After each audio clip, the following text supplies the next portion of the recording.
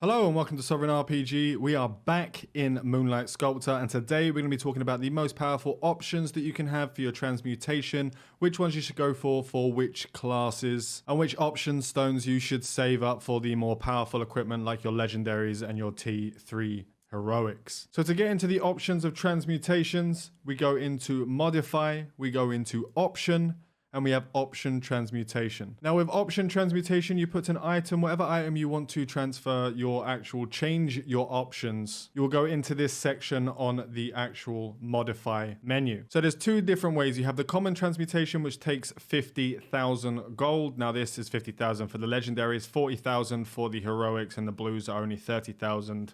Greens you shouldn't even do, blues you shouldn't do. You get more than enough purples floating about, dropping all the time when you're actually out there running and grinding that you don't need to do blues, so don't ever do that with blues. It's just a waste of resources. And the second option is the quality transmutation. For those of you who collect a lot of red butterflies or spend a lot of money on the game, you can use this to actually get a higher percentage chance of getting higher level stats when you actually change the option. So the common transmutations will use physical attack, for example. There's a maximum of 100, but a minimum of 30. When you do the quality, you have a minimum of 60, so it takes away 30 of those points. So you'll always have higher than the lowest value that you'll get from the common transmutation. Now, what will happen when you actually transmute this? Let's go into an item that I don't care about. We have Magic Evade. Now, this is going to cost 40,000 gold. The things I do for you guys. So at the moment, it's got Magic Evade plus 37. Basically, the options on each piece of armor will give you a certain amount of stats in each available slot. So you have Magic Evade 37. When you click that transmute button, it will actually change the stat from this list of options that you have available. It changes the Constitution. Now, me being a sculptor, that's okay. It's not the worst, but it's not one of the better ones that we can use. Now let's look at the weapon, for example. Now this will have all the different kinds of abilities on this actual weapon.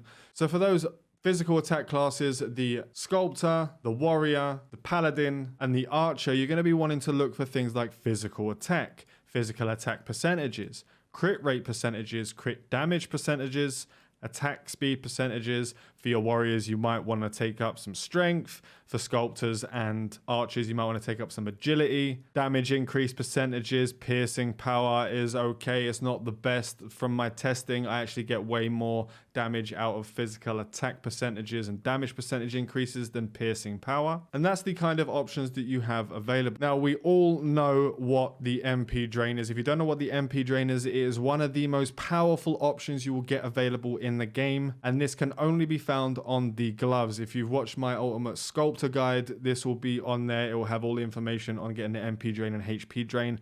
But just to go over it quickly, MP drain actually drains 50 MP from the target every time you hit. Every time you use a skill, every time you auto attack, you'll be getting 50 MP back, therefore not having to use any mana potions at all, saving you hundreds and hundreds of thousands of gold a day just from this one option. Now, I reckon this is going to be nerfed pretty damn soon. It is very powerful. It is too powerful to be in the game currently, and they're probably losing money off of it. So you'd likely see a nerf on this pretty damn soon. Now for these armor pieces, if you're going to be doing the melee classes or the archer, you've got physical attack, physical accuracy, you've got physical accuracy percentages, physical evade, because you're up close and personal. You don't have to worry about that with the archer too much. Magic evade is another one that you're going to be kind of using, is not as important, especially if you're going to be playing a full-on like glass cannon role. Just getting those one shots off in PvP, which can be quite satisfying. Crit damage, attack speed percentages, pretty much the same as the ones you'd be looking at on the weapons. Currently, the meta in the game is do as much damage as possible, and no one really cares about the defenses. So it's better to just go all out damage in the moment, because even if you go into defensive, you won't do enough damage to them, and they'll still do massive amounts of damage to you. So it's not really important to put your defenses in just at the moment. Now, your HP drain in your earrings. This is another ridiculously overpowered option that you get available only on the earrings. Every time you hit, the same with the MP drain, you will heal for 200. Now, this can be up for a maximum of 300. We look at the actual skill here. 200 to 300, and if you have to, it's only a chance that it will actually change. So every time you click that transmute, all of these will change. So that damage increase plus 4% and the magical defense plus 38 will change, as well as this HP drain, and you're not 100% going to be able to get that HP drain again. It could take another 20 transmutes. It could take another 30 transmutes, 40 transmutes. I know people that have done it 300 times and have not got that HP drain. It's all RNG, so be careful when using the quality. With the common, you make so much gold during the game that it doesn't really matter as much. Now, with your cloak, you'll be looking at XP acquired. You'll be looking at your physical evade, magical evade. This is more a defensive point. You'll have a lot of defenses on pieces like the actual cloak. Don't worry about the fire, ice, lightning, poison res at the moment because no one is actually grinding out those areas where they do those kinds of damage. So you're mainly going to be looking for your gold, your XP, your physical evade, and your magic evade, either percentage or number. Either way, doesn't really matter. Same with your chest piece. It's way more defensive. You can get the max HP in there, your max MP. Again, don't worry about the resistances just yet. This may become important later, but for now, it's not really that important. Your helmet has things like MP regen, max HP, max MP.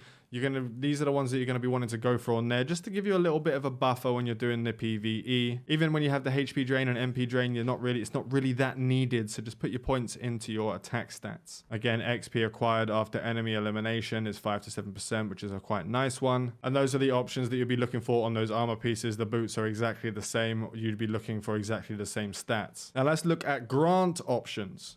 Now, grant options is different. Grant options, you get option stones, and these come from chests or they come from dismantling gear. So if you go into dismantle gear and you click, so we'll just click on dismantle to get rid of this stuff. I actually got 2 option stones by doing that. Now you can get these in boxes on the store. You can get them in different boxes when you're doing raid content, dungeon content. You can get them out of those boxes there, and you just break down all the stuff, and it depends how you want to go, if you want to do the specializing or if you want to do the actual get the stones out of it. In this way you can be more selective in what you're putting on gear.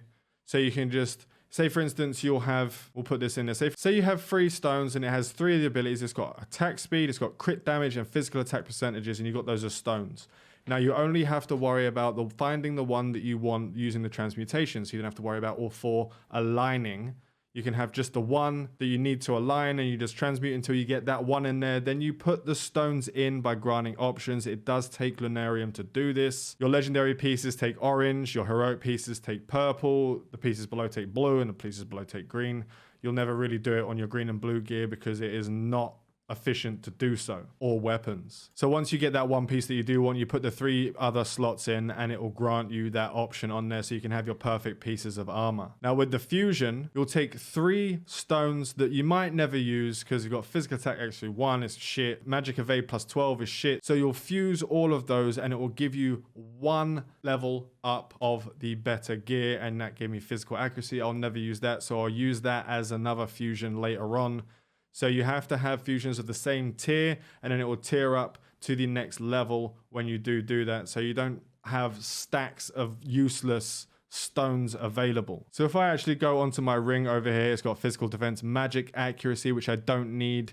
If I go in here and stick that on there, that's got physical attack plus 39. I do need purple Lunariums to do that. I'd click grant option and that is done on that. As I said, in this option of the modify panel, the dismantling just gives you your stones. It breaks down and gives you crafting ingredients. You don't really want to do that with your purple stuff because you can sell the purple stuff on the marketplace and you can get pretty decent money because people are breaking down items, buying these items and breaking them down for certain pieces. And that's all we have for today on the ultimate options guide, and which options are best for which characters and which ones you should look out for, which ones you should go for straight away. Make sure to like and sub if you haven't already for all of the Moonlight Sculptor content. It will be coming out daily content, daily guides, and there will be other content for other mobile games if that does interest you. So make sure to subscribe and hit that bell. Fly safe and avoid local chat scams. I want to say a huge thank you to all my patrons. Without you guys, I wouldn't be able to continue doing what I'm doing. If you'd like to find out how to become a patron and how to get early access to my content, please look down in the description.